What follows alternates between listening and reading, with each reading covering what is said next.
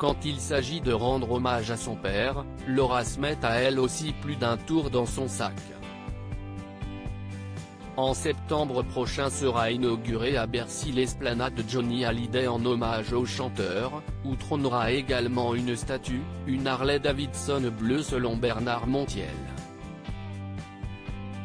Un événement qui sera suivi d'un concert organisé par Laetitia Hallyday, avec de nombreux artistes comme Julien Doré, Louane, Patrick Bruel ou encore Calogero et Pascal Obispo.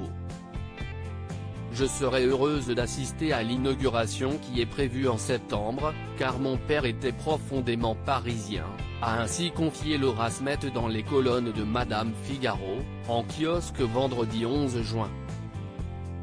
Conviée à l'événement par Laetitia Hallyday, l'actrice pourrait bien mettre sa rancœur de côté pour honorer la mémoire de son père, elle qui ne songe désormais qu'à une chose, remettre son père à sa juste place, celle de la plus grande star française.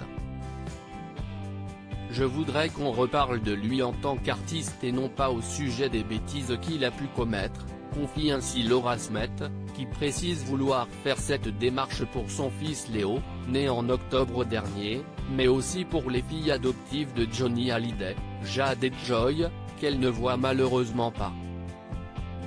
Ainsi, elle n'a pas manqué de préciser que pour cela, elle préparait de son côté une surprise pour les fans du chanteur, sans toutefois en dévoiler les détails, car il est selon elle encore trop tôt pour en parler.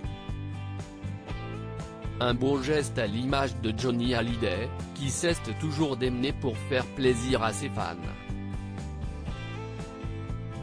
L'image de Johnny Hallyday salie par la bataille autour de son héritage, une façon également pour Laura Smet de tenter de passer l'éponge sur les scandales qui ont suivi la mort de la star en décembre 2017, notamment l'ouverture de son testament qui s'est suivi d'une longue bataille juridique entre ses enfants aînés et son épouse Laetitia.